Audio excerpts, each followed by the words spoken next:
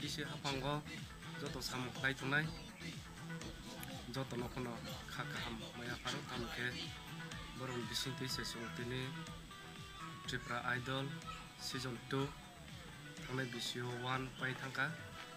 taklayo ketu otuwo aini sraibu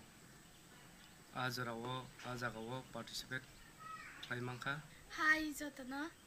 ani mung long smaidiriang ang Dasda Ganjanpur North Tripura Khakomthai Parani inke ang tabok Rajarshi College of Poritongo first semester BSc Botany khaitongo inke ang Tripura Idol top finalist. Ani hobbies inke singing by dancing hain bagin ang tabok sabai betongo gan dosamna ni ang onek chajago inke dancing inke ang charai fru singing khaina sekang ang dance khayo support inke ani ama babu duijon na khayo cerai front sini ani bong ni borokani ni support maya ka asuk jara de bosokai mangala khamu angkok borok resam nai rong bisingo hingke bai baba sari angni jajago bini kaisa gan ani favorite hingke belai mojang ja khmani amu kisana rong henere khana doan bakha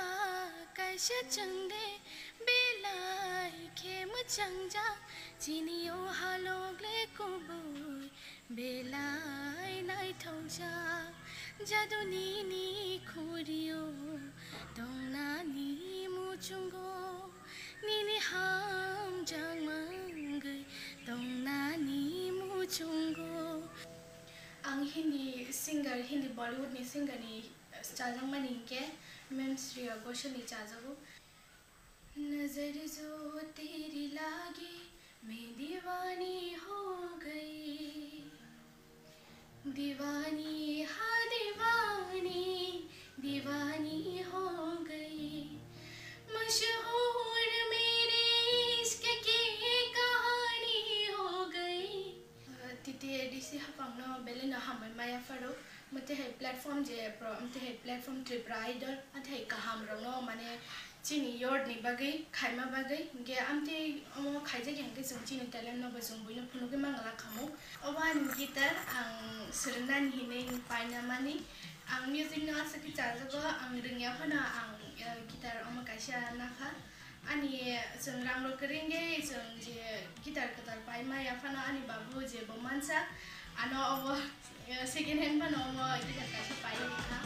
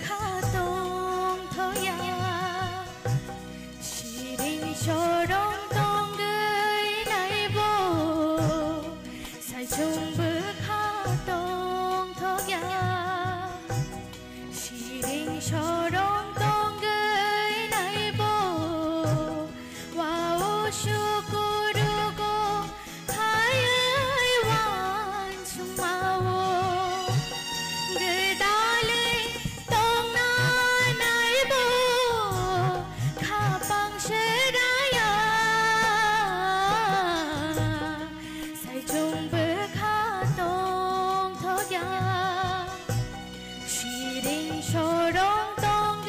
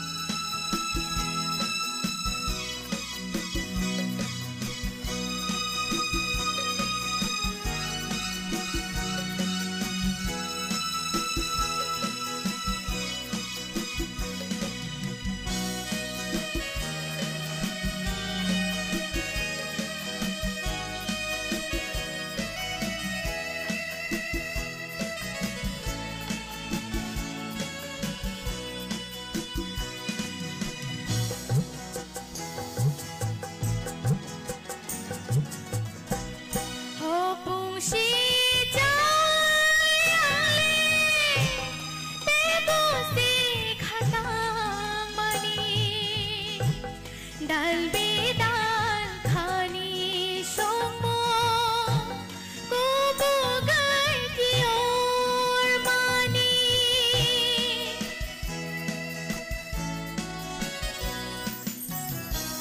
হো পুংশি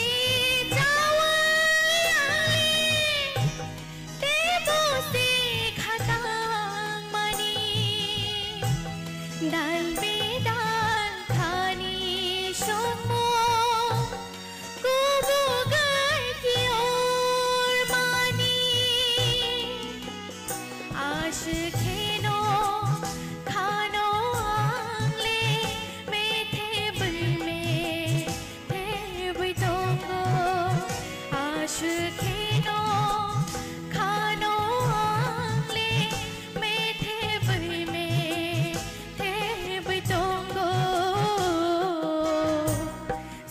Chung